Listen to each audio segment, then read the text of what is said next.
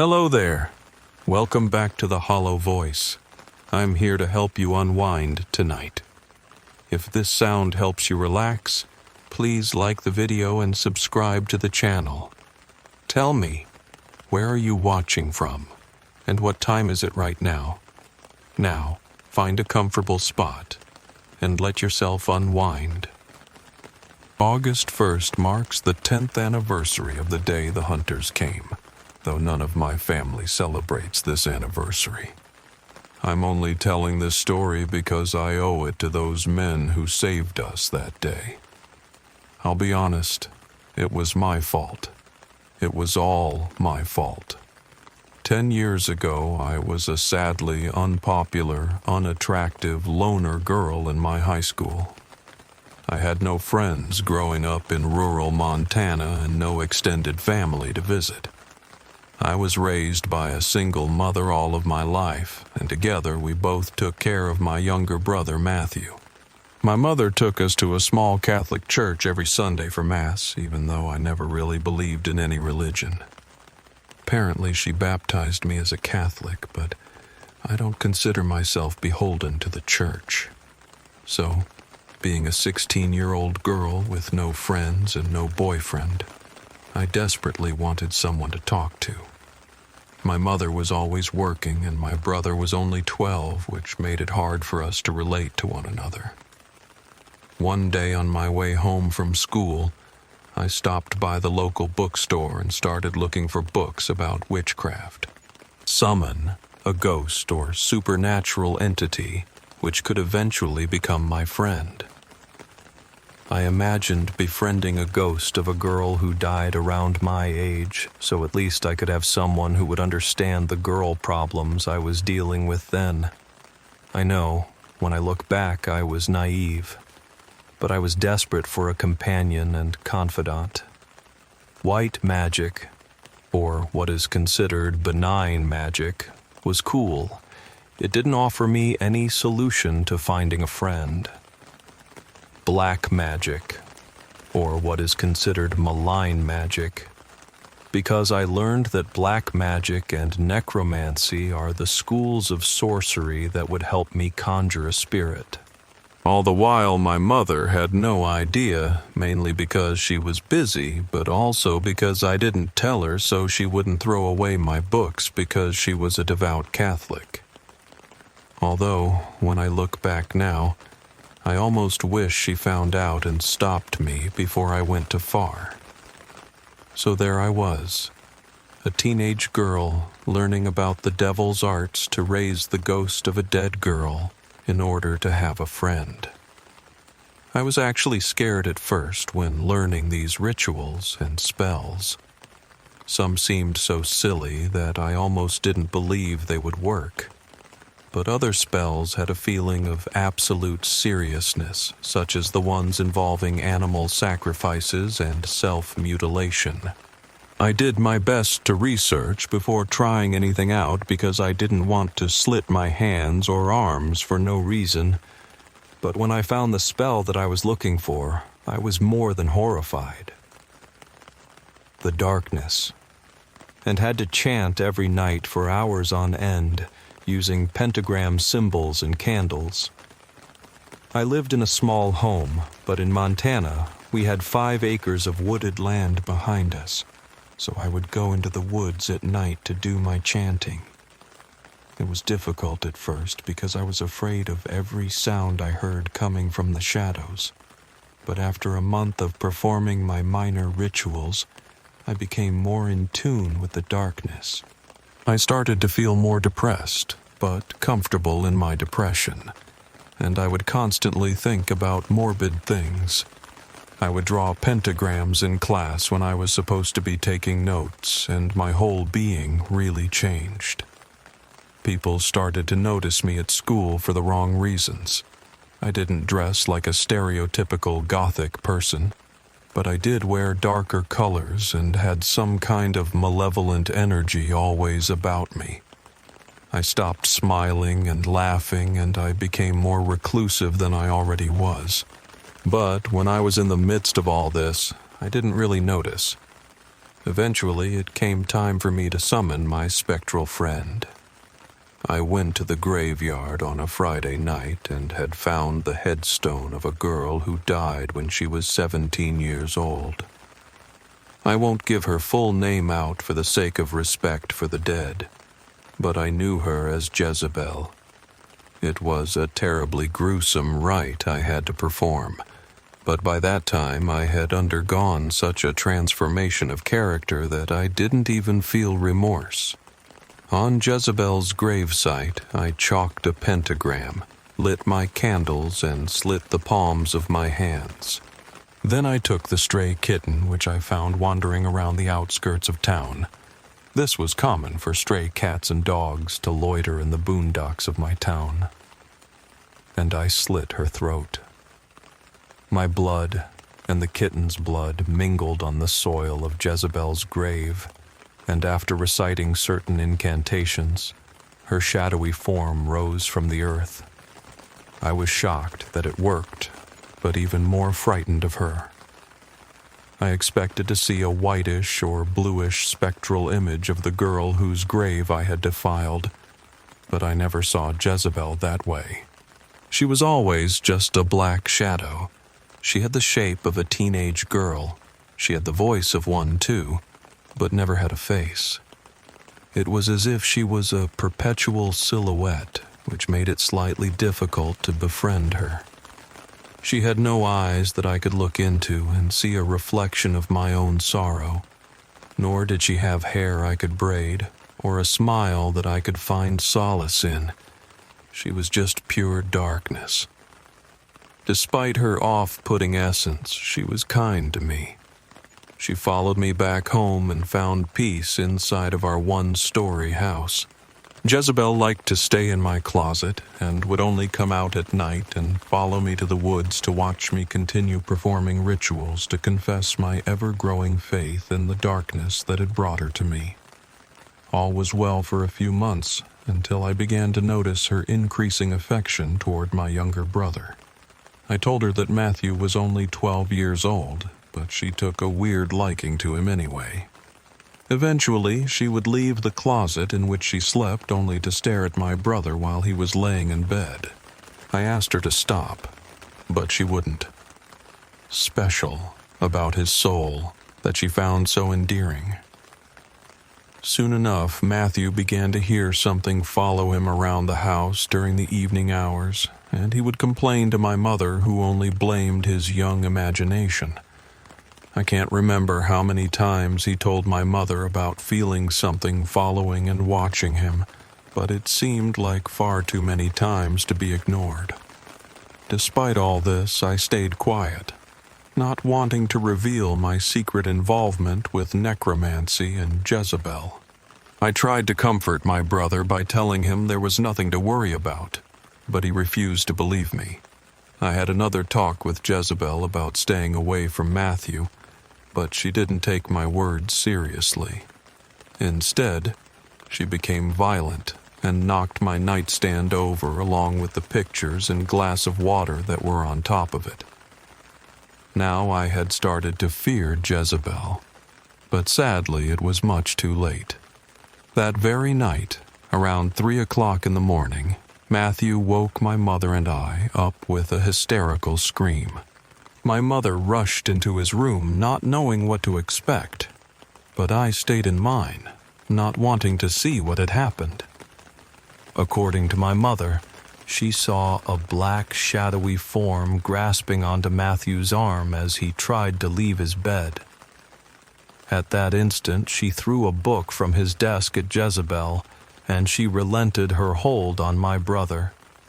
Then I heard Jezebel speaking some strange language, which I later found out was Latin, and when I finally left my room, I saw my mother laying in the fetal position, weeping incessantly.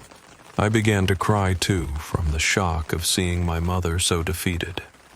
Jezebel left Matthew's room and began to run to every door in the house, opening and shutting each door 6 times before moving on to the next one.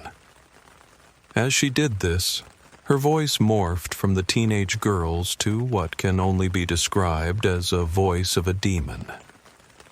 Jezebel kept repeating something in Latin, which to this day I do not know what it was, nor do I want to know.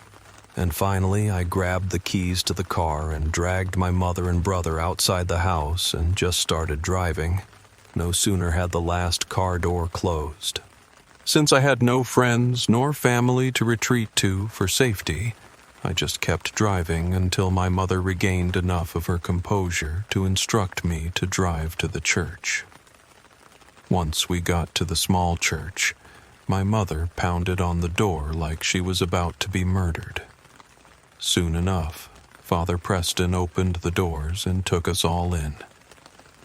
My mother explained what had happened between sobs, and our priest allowed us to stay the night in the church. We all slept on the pews until we had sufficient rest, and when we awoke, Father Preston had a talk with all of us. "I know, Mary, my mother's name, that you believe you saw a demon. But to be sure, we will all go to your home after you've had breakfast, and I will perform a blessing." Father Preston decided to fast since he intended to bless our house. So after my mother, Matthew, and I ate food, we drove our separate cars and arrived back home together. My mother was noticeably disturbed and Matthew was unusually cautious, but I was nervous that the priest would find out why Jezebel was there in the first place. So Father Preston entered first and we all followed, and the house seemed normal then. "Heaviness," he said, but I didn't notice it because of how involved I was with the darkness at that point. Nothing was out of order beside the beds not being made since we left them in a disheveled state the night before, and Jezebel was nowhere to be found. I was smart enough to hide my chalk, candles, knife, and book outside in the woods where no one would find the evidence of what I was doing, but even still, Father Preston looked visibly bothered by my bedroom and closet, but he said nothing. He blessed the house in its entirety and gave my mother what would be only a fleeting sense of relief. After the ceremony was finished, we all talked outside by his car, and he told us what he thought. I did feel as if there was some being that was lurking around the house, but I couldn't discern any evil that would mark this entity as being demonic in nature. "Well, I appreciate everything you've done for us, Father. I hope we haven't been too much of a bother on you." He then replied once more before he left. "Nonsense, Mary. Looking after my children of the church is never a bother to me. Please don't be afraid to come to me again if you ever need help." Then he left, and my mother and brother did feel slightly relieved after the event. Yet, I was still unnerved at the way Jezebel acted the night of the incident. Soon enough, evening arrived, and when I realized Jezebel wasn't in my closet, I snuck out my bedroom window and went to my ritual spot in the woods. Sure enough, I found Jezebel, and now her voice was again that of a teenage girl's. She told me how disappointed she was with me, and she accused me of being a terrible friend because I didn't want her around my brother. Needless to say, her words cut me to the core because she was the only friend I had, and I had let her down. After an hour of talking and me asking her forgiveness, I finally gave Jezebel permission to be around my brother. If only I knew what this permission actually meant to her and what it would mean for Matthew, I never would have allowed it. That was the last restful night any of us would have in that house until the hunters came. The next night, my mother and I again woke to the dreadful screams of my brother. Only this time I reacted sooner. I almost wish I hadn't left my room because I saw something I wish I could forget. Matthew's body was lifted 12 inches in the air, hovering over his bed, and all the while, Jezebel in the deeper demonic voice told my mother and I to leave the room. Leave Mary, leave my room. Marissa gave him to me. She gave him to me." After we heard those words, my mother instantly fainted, and I could do nothing to help her. I knew I couldn't help my brother because Jezebel was right. I had given her permission to be around my brother, and I could only cry after knowing what I had actually done. The only action I could take was to drive to the church and get Father Preston so he could save us from the horror that was Jezebel. I drove maniacally fast, even though I still only had my learner's permit at the time, and when Father Preston opened the church doors to see me standing there alone, without me having to say a word, he knew something was wrong. He grabbed his holy Bible, holy water, his crucifix, and a coat, and drove us in his car. It was the most awkward car ride I've ever had, and probably will ever have. Neither of us spoke the entire 7-minute drive, and I felt so disgusted with myself, because I was bringing our old town priest into a situation that he didn't know I created. I have many regrets in regards to this entire experience, but this had to have been the biggest regret. I didn't tell Father Preston about Jezebel, didn't tell him how she came to be in our house, nor did I tell him how she had rightful control over my brother. I wish I told him before he learned it all from Jezebel herself. So we walked into the house, and at the end of the hallway we could see my mother's legs around the corner where she had fainted, and we heard the deafening noise of a door constantly opening and slamming. It was dark, but I could plainly see fear in Father Preston's eyes when he became immersed in the nightmare with us. Father Preston was a kind, old priest who had lived in our town for 2 decades, and it was clear to see that he had never dealt with any evil of this magnitude before.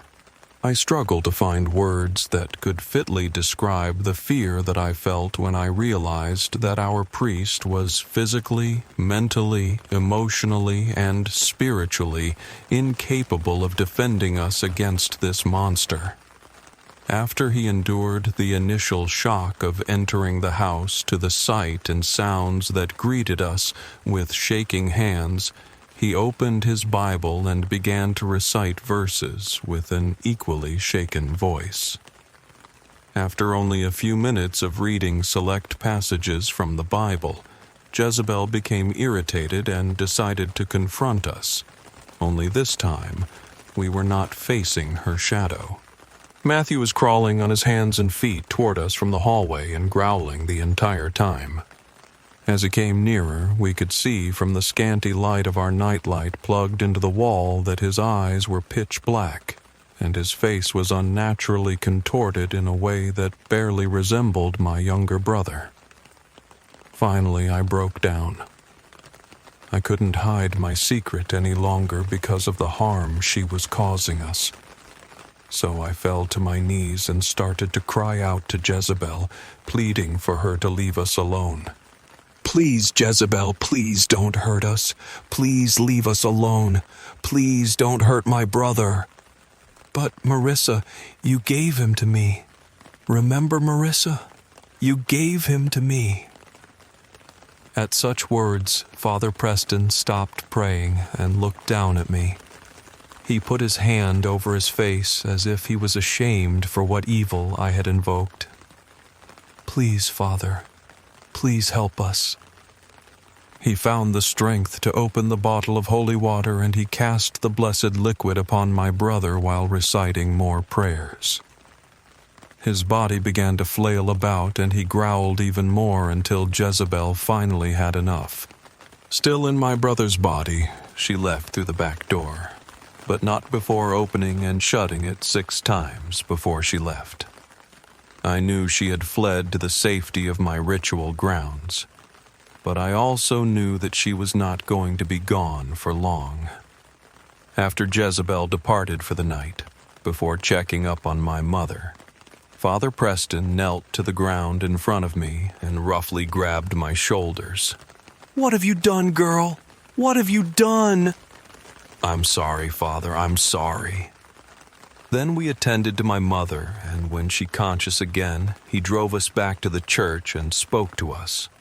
"Mary, I am sorry for doubting you, but I am now certain that your home is plagued by a demon. This demon was summoned by your daughter Marissa for reasons only she could tell us." He then looked at me, demanding a reason for my sacrilegious actions, and with my mother looking while now crying, I told them the truth. I wanted a friend. I performed a ritual to summon the ghost of a teenage girl so I could finally have someone to talk to. I then cast my head down, refusing to look at their harsh disapproval, and what words I heard next I don't quite remember. I think I've done well enough to forget the chastising words of my mother and our priest. All I remember after that was the conversation about a solution to the problem. "Mary, I'm terribly sorry, but I am too old and unpracticed in the workings of demons to rid this hell spawn from your home by myself." "What about the bishop? Can you call him and ask him to do it for us?" I could contact the bishop of our diocese and tell him what has happened, but without more and substantial physical evidence, he would not be able to come out here to deal with this demon. It could be months before the church approves of any considerable action in regards to this problem. "Can you please call him anyway? There has to be something he can do. You saw that demon, Father. We can't go back home, we just can't." "I will call him." We left his office and sat in the pews again for at least half an hour before he called my mother and I back in to tell us what could be done. I called the bishop and I expressed to him the urgency of our matter and the lack of force we have in order to deal with such a malignant entity. What advice I am about to offer you is advice that is not officially sanctioned by the Catholic Church in any way. In fact, the Catholic Church does not condone the advice I'm about to give you, Mary, but I see no other choice. I am the only Catholic priest in our area of Montana for 300 miles, and even the closest ones to us would still not be able to fight the evil that your daughter has allowed into our world. However, there are 2 men who can save your family from this demon, and after I tell you about them, you have the choice to call upon them or not. But if you do decide to call upon these men, know that I cannot help you any further until this is all over." We were taken aback by what we had heard, but finally my mother agreed to hear of these men who could possibly be our saviors. Our bishop knows of 2 men, brothers even, who, demons with motives unclear to everyone who has heard about them. The younger brother is a practitioner of the witchcraft called Wicca, which is forbidden and condemned by the church. He has no affiliation with us, but his older brother used to be affiliated with the church. Our bishop went to seminary with the elder of the brothers, whose name no one speaks any longer and whose records no longer exist in the church. But according to our bishop, this man was different. He isn't even quite sure how he was accepted into seminary, because he was so quiet and indifferent to preaching. Though he did exceedingly well in his studies, he never seemed fit to lead a parish, or even assist in one for that matter. He also had no friends the entire time he was in school. People tried to talk to him, tried to befriend him, but he would never allow anyone to get close to him. No one was quite sure what his reason for being in seminary was, but he stayed the course. Only until the last year of seminary did people start talking poorly of him, saying he shouldn't be there and he couldn't offer anything to the church, and he was consequently spoken to by the elders. Now, our bishop didn't see what had happened, but the rumor was that after so many warnings by the elders of the seminary, This man apparently mutilated himself and possibly tried to commit suicide. Someone found his unconscious body in the men's restroom, and he was carried to the hospital by paramedics. Shortly thereafter, he was expelled from the seminary and excommunicated from the Catholic Church because of his reasoning for his behavior. Some also say that he was actually pronounced dead on the school grounds, but was later revived without the intervention of any medical equipment or personnel. Though this man no longer has any record or affiliation with the church, our bishop says that some still call upon him and his brother to hunt demons that they would be unable to exorcise due to the rigorous constraints of our protocol. In all the 20 years I've been here working with our bishop, this is the first I've heard of these men. But because they were recommended to me by one who exceeds me in wisdom, I grant you the choice, Mary, to call upon these men to hunt this demon, or to wait as long as you can until we gather sufficient evidence for the Catholic Church to become heavily involved. I'm sorry, Father, but we are not strong enough to wait. We can't wait. I understand, Mary. I was witness to the horror that now lives in your home, and I am glad you have done this for your family's sake. Give me some more time to contact our bishop, who will then contact these men for us. So we left the priest again, but only for 10 minutes this time, and with a look of uncertain happiness. He told us more when we returned to his office. The men are flying out tonight. They are on their way to the airport as we speak. But before I let you two rest, I must tell you more about these men. The younger brother, the witchcraft practitioner, is named Marcus. I am told he is an amiable fellow who knows much about his craft, much more than a man ought to know about sorcery, and his elder brother doesn't have a name. The bishop claims that no one speaks his real name any longer, but instead, to those that know about him, he is known only as Child of God. Apparently he keeps his faith in our God, but because he is not officially ordained, he cannot be a priest. Thus, he uses a title that we all bear since we are all children of God. Not much else is known about these brothers, but the advice I can give is that you leave them to their own devices. Don't get involved with them and stay out of their way. There is a reason why our bishop says that they are called upon in times of great trouble and urgency, and it is because they can overcome these evil forces. When they arrive, they know better than to step into this church. Thus, they will be waiting for you at your house tomorrow morning. Now, get some rest before the night is spent, and when our bishop calls, I will wake you up, for they will have arrived. After he gave us all the information we needed, we were able again to rest in the safety of our church, knowing that we were getting help. Father Preston woke us up at 10 o'clock in the morning and gave my mother a copy of the Holy Bible in case she wouldn't be able to get to hers at home. He also said prayers for us all and wished us safety in the coming trials. Finally, we left and had breakfast at a local diner. We were the only ones there, and neither of us said a word the entire time. After our morning meal, we drove home to find a rental car in our driveway, and there, waiting for us, was a man in a black robe. He was holding a tome of what was presumably spells, and over his shoulder he had a satchel full of his materials, ingredients, and trinkets. "Are you Marcus?" "Yes, I am." "Where is your brother?" "He is praying somewhere. He should be done any moment." No sooner had he finished his sentence did we see his brother come from the side of the house. From afar, he looked like Marcus, as he too was wearing a black robe, but as he drew nearer, I understood why the church doesn't speak about him.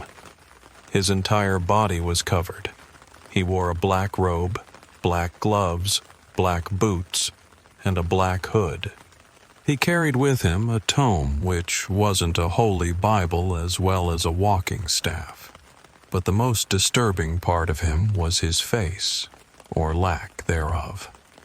His head was covered by a hood, and his face was covered by what seemed to be an iron mask. It was an expressionless, genderless face mask, and over the eyes was wrapped a fresh strip of gauze. Child of God actually looked like. Child of God, as if to introduce herself. But with that blank, blind face, he stared at her and didn't say a word. Marcus then asked to go inside in order to prepare, and instead of opening the door, my mother gave him the key to the house.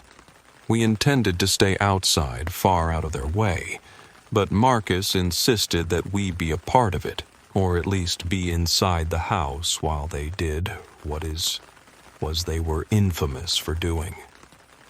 As soon as we entered our home, Jezebel began to slam doors and run in front of us through the hallway. Child of God were bothered in the slightest by her outrage, and their calm demeanors only seemed to frighten my mother more for some reason. To ease her fear, Marcus began to ask my mother questions. How did this demon get here, and why has it possessed your son? You explain to them, Marissa. So I had the attention of both Marcus and his brother, and I told them the story of Jezebel and Matthew. As I neared the end of my story, Marcus began flipping through his tome, and when he found the page he was seeking, he reached into his satchel and retrieved a vial of powder and a flask of liquid, of which I didn't ask the names or purposes. Child of God, speak for the first time. His voice was soft and barely audible behind his metal mask, and even then I couldn't understand what he had said, because he was speaking in Latin. He said something to Marcus, and then he retreated in front of the fireplace where he opened his book and began to pray. Child of God were preparing themselves.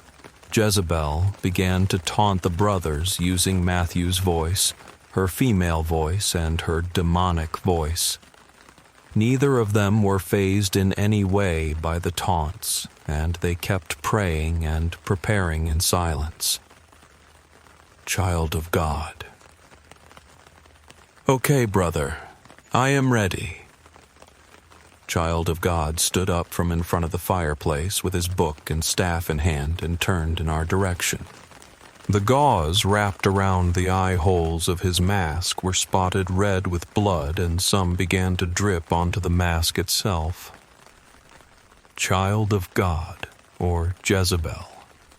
But as he stood up, he began speaking to Jezebel in Latin and apparently said things which irked her immensely.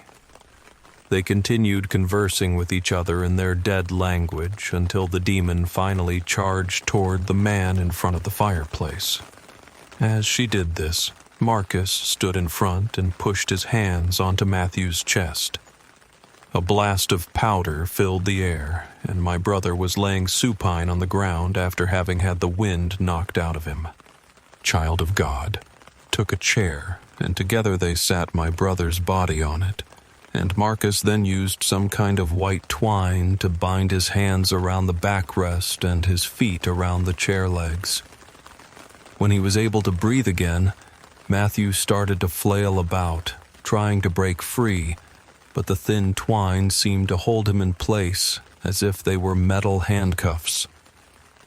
Child of God spoke again to Marcus in his hauntingly soft voice, and Marcus translated for us. Do you have a garden? Yes. You girl, take my brother to the garden. Child of God staring at me through the bloody gauze, and I just started to walk to the garden. He followed close behind me, and when we reached the garden outside, he immediately walked to the rose bushes. I stood behind him as he set down his book and staff, and I watched him pull out a massive hunting knife. He started to cut some of the stems off the bush, and when I saw him destroy my mother's garden, I called him out. Hey, what are you doing? The instant I said that, he turned around and glared at me through the now bloodier gauze tape. He then pointed his finger at the door as if to tell me to go back inside. I was upset that he was killing our rose bushes, but I was too intimidated to argue with him. A short while later, he came back in the house with a tiara made from our best roses. It was actually very beautiful and well put together. It looked like something I would have liked to wear if not for the thorns in the stems. Ah, roses. Even better. My mother, just as confounded as me, asked why he spent precious time making a crown of roses, and Marcus told us why. This demon, though strong enough to possess your son, does not exude an aura that defiles all life in this house. Your roses are proof that goodness still exists midst this darkness that now has whelmed your home. Child of God. Because this demon is spiritually linked to you, it is you who will help us destroy this demon. With your blood was this abomination released, and with your blood shall it be soon contained. He then quickly grasped my right hand, and before I could react, punctured my palm with a thorn from the stem of the tiara. I recoiled in pain, and my mother pulled me close to her to protect me from any more harm. Then Marcus took the crown of roses and gently put it on my brother's head. My mother tried to stop him, saying that the rose thorns would cut his skin, but as she said that, I think just to spite her, he jammed the fillet with great force onto Matthew's head, and then caused Jezebel in her girl voice to scream in pain. My mother was too afraid to do anything after this cruel display of disregard for my brother's life. Child of God. Where do you conduct your rituals, girl? Outside in the woods. Marcus continued asking questions. Where are your books and tools of this devilish trade? So I answered again, with my mother looking highly disappointed in me. They are all outside. Lead the way. Child of God, drag the chair Matthew was tied to as everyone started to follow me. All the while, Jezebel was trying to manipulate us by using Matthew's voice to plead for help, then using her girl voice to shame me, and finally using the demonic voice to frighten us. Child of God tried to reassure her by saying something in Latin. Needless to say, his soft-spoken words didn't do much to calm my mother. Finally, we reached the woods and my ritual site. Oh goodness, Marissa. How could you do this? I didn't answer, but instead retrieved my treasure chest that had all my candles, my chalk, my knife, and my books in it. Marcus looked inside, moved things around, and then closed the lid. Child of God lifted Matthew and the chair and placed him in the center of the pentagram. The demon inside of him was furious and again began to flail to no avail. Child of God had his book again and began to recite prayers in Latin. As he was doing this, Marcus took a large jar of green powder and started to carefully pour it over the chalk pentagram. What are you doing? What is that? It smells like gunpowder. Quiet, woman. Child of God was soaking wet with blood, and it seemed as he prayed longer and longer, more tears of blood dripped onto the mask. Finally, Marcus had covered the entire circle and star with a thin layer of green powder, and then he set my box of necromancy supplies underneath Matthew's chair. He then took a lighter out of his satchel and lit the edge of the ring on fire. I don't really know if that was green-colored gunpowder, but it smelled and burned like it. At the instant he kindled the flames, My mother tried to rush toward Matthew, but Marcus pushed his hands into her chest and knocked her flat on her back. She was heaving for air as her wind had been knocked out, and I stooped beside her, holding her in my arms. Soon enough, the entire pentagram shape went ablaze, and then the box underneath my brother caught on fire. As this happened, my mother finally fainted from what I assume was pure panic and a lack of oxygen. I tried to turn away, but I couldn't help but look. "Child of God," began to chant even more, and it seemed like his words were some kind of acid being poured on Jezebel. Now, using only her demonic voice, I couldn't tell what she was saying to him, but it sounded like she was trying to reason with him, almost like someone tries to reason with their murderer before they are slain. Then I watched as Marcus pulled out a small box from his satchel and walked behind the pentagram, facing his brother on the other side. Child of God slowly lifted his hands while still holding his staff and book, and as he did this, the fire rose higher as if he was a puppeteer pulling on the strings of the flames. Then I remember blinking because he shut the book, which made a loud thud, and then he held his staff over his head while walking through the fire to my brother. Child of God walked toward the center of the circle. Marcus did the same from the other end.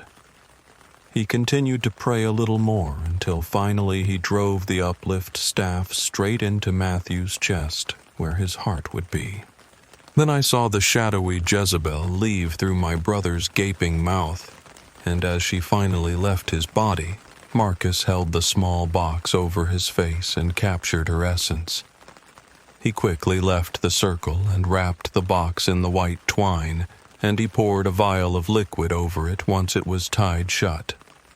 After he doused the box in the liquid, the fire was extinguished and I saw only a circle and star of ashes where the pentagram was, a pile of ashes underneath Matthew where my box was, and ashes covering his face and head where the rose crown was. All the noise and fervor had ceased and Matthew was fast asleep. My mother was still unconscious as the hunters prepared their belongings and cleaned up the mess. Child of God carried my mother in his arms like a dead body. Child of God laid my mother on her bed while Marcus untied Matthew and laid him on his bed. They then took their books and staff from me and, without a word, began to walk outside.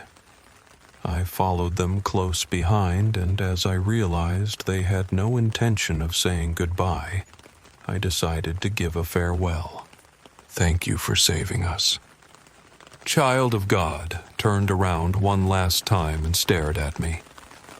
I pray that I may never see you again. That was the first time I heard him speak English, and the last. I will always remember those words he said to me, because at first it stung. It felt like he hated me. But when I think about it now, when I look at my 2-year-old daughter, I realize the sentiment is mutual. I also pray that my daughter doesn't make the same mistake I made growing up, and I pray that I may never have a reason to see those men again.